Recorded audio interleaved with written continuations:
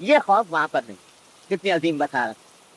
اور جس شخص جو شخص کہ یہاں پر دنیا کے اندر مجھ سے بے خوف رہا ساری عمر کبھی اللہ کا خوف ہی دل میں پیدا نہیں, تو فرماتے ہیں جو آخرت میں پھر میرا خوف ہوگا اور وہ ایسا ہوگا وہ دنیا کے خوف سے بھی بڑا ہوگا. اللہ تعالیٰ فرمایا کہ اپنے بندے پر میں 2 خوف جمع نہیں اور 2 امن جمع نہیں کرتا.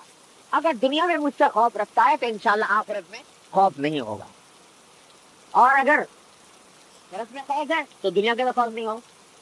تو کیا مطلب کہ ہر مسلمان کو اللہ تبارک و تعالیٰ سے ڈرتے رہنا چاہیے. دنیا کے اندر ڈرتے رہنا چاہیے کہ پتہ نہیں میرا کوئی عمل اللہ جل جلالہ کے رضا کے مطابق کے خلاف نہ ہو جائے. یہ خوف اگر دل میں ہوگا مرتے یہ خوف لے کے چلے جاؤ تو انشاءاللہ ثم انشاءاللہ اللہ تعالیٰ وہاں جا کر بے خوف فرمائے. وما الا ان اولیاء اللہ لا خوف علیہم ولا هم یحزنون. اللہ کے جو ولی ہیں ان کے اوپر نہ کوئی خوف نہ ان کو کوئی غم. اللہ تعالیٰ یہ مقام انشاءاللہ عطا فرمائے. تو اس واسطے یہ جو آج کل باتیں لوگ کیا کرتے ہیں نا کہ گناہوں میں مبتلا ہے, کہتے اس سے گناہ ہو رہے, تو کہنے والا اگر کہتا ہے کہ بھائی یہ گناہ کا کام ہے نہ کرو, تو یہ جملہ دبانا چاہتا ہے کہ اے میاں اللہ میاں بڑا غفور رحیم, تو اللہ تعالیٰ بڑا معاف کرنے والا ہے. تو اس واسطے گناہ کرتے چلے جاؤ, کوئی بات نہیں. یہ بڑی خطرناک بات ہے. اللہ تبارک و تعالیٰ کہ غفور رحیم ہونے کے مقصد ناجائز فائدہ اٹھانا اور گناہ کرتے چلے جانا اور اللہ سے نہ ڈرنا, یہ بڑے فساد کی بات ہے, بڑی خراب بات ہے. اللہ تعالیٰ اس کے برے انجام سے ہر مسلمان کی حفاظت فرمائے. ہاں یہ ہو کہ پتہ نہیں میرے جس گناہ پر اگر پکڑ ہو گئی اللہ تبارک و تعالیٰ کہ ہاں خدا جانے میرا کیا, تو ہاں امید ضرور رکھو. امید ایسی کہ اپنی طرف سے اپنے حصے کا کام اپنی استطاعت کے مطابق کام کرتے رہو اور ساتھ ساتھ ڈرتے رہو, اور ساتھ یہ امید رکھو کہ اچھی سی کوشش کر رہا ہوں. اللہ تبارک و تعالیٰ کی رحمت سے امید رکھتا ہوں کہ میرے اس عمل کو قبول فرما لے. تو رجا یعنی امید رکھو نیک اعمال, جو نیک اعمال کر رہے ہو ان کے بارے میں اللہ تعالیٰ سے امید رکھو کہ اللہ تعالیٰ کیا انشاءاللہ قبول ہوں گے.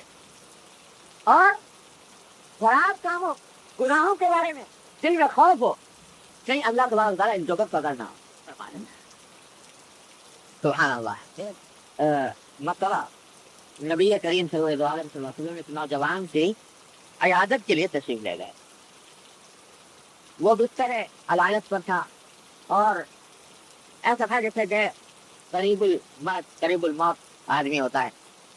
حضور افضل صلی اللہ علیہ وسلم فرمایا کہ کیسا تجدو, کہ بھائی آپ کا کیا کس حالت.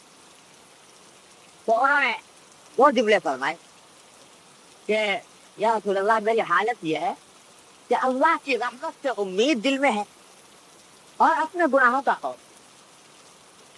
یہ بھی ہے کہ اللہ تعالیٰ کی رحمت سے امید کی لگائے ہوئے ہوں کہ وہ جو کچھ اس نے اعمال کی توفیق دی اس کے بنا پر شاید میری مغفرت فرما دے, اللہ تعالیٰ قبول فرما لے, اور اپنے گناہوں کا خوف بھی کہ کہیں ان گناہوں پر پکڑ نہ ہو جائے.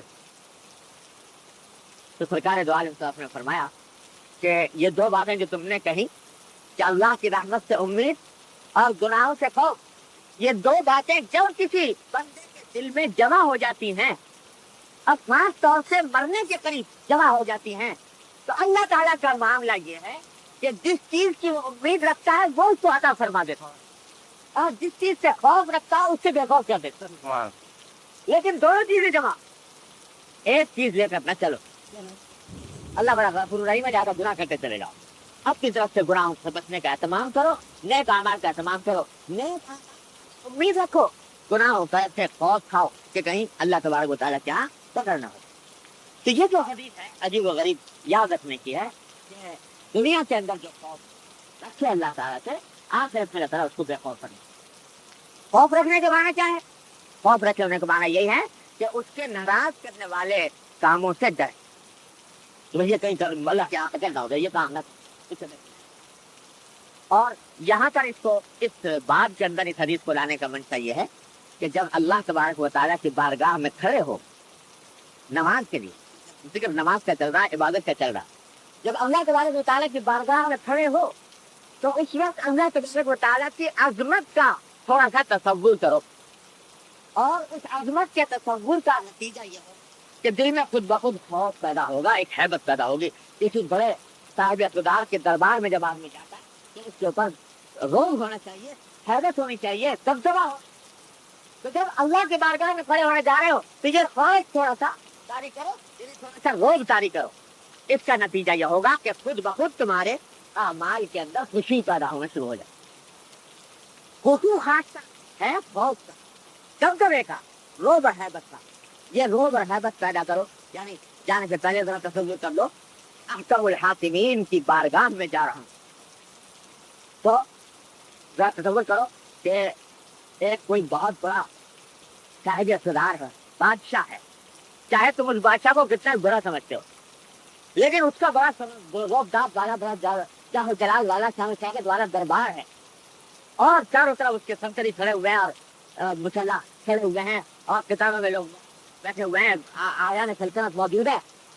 اس کے دربار میں تم اکیلے چلے گئے، چاہے تم اس کو کتنا ہی بڑا سمجھتے ہو، لیکن اس ماحول کا ایک روب پیدا ہو دل کے اندر۔ تو جب ایک بے حقیقت دنیا کے صاحب اقتدار کا روب اس طرح پیدا ہوتا ہے تو اس احکم الحاکمین کی بارگاہ میں جا رہے ہو کہ ذرا سا تصور کرو۔ اس واسطے یہ حدیث لائے ہیں، اس کی عظمت کا اور اس کا خوف دل میں تھوڑا سا پیدا کرو، جو پیدا کرو کہ انشاءاللہ یہ افعال خود بخود انشاءاللہ ٹھیک ہوتے چلے جائیں۔ کتنا وقت ہو؟ چلو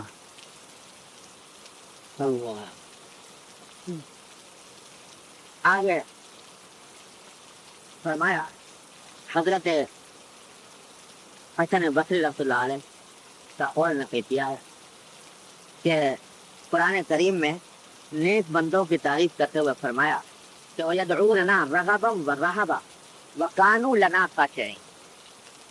نیک بندوں کی تعریف کرتے ہوئے فرمایا کہ یہ نیک بندے وہ ہیں جو ہمیں پکارتے ہیں اس حالت میں کہ ان کے دل میں رغبت بھی ہوتی ہے ہماری نعمتوں، یعنی امید بھی ہوتی ہے اس بات کی کہ اللہ تعالیٰ اپنے رحمت سے ہمیں اپنی نعمت عطا فرمائیں، اور دل میں خوف بھی ہوتا ہے۔ وَكَانُوا لَنَا خَاشِعِينَ، اور خشوع اختیار کرنے والے تھے۔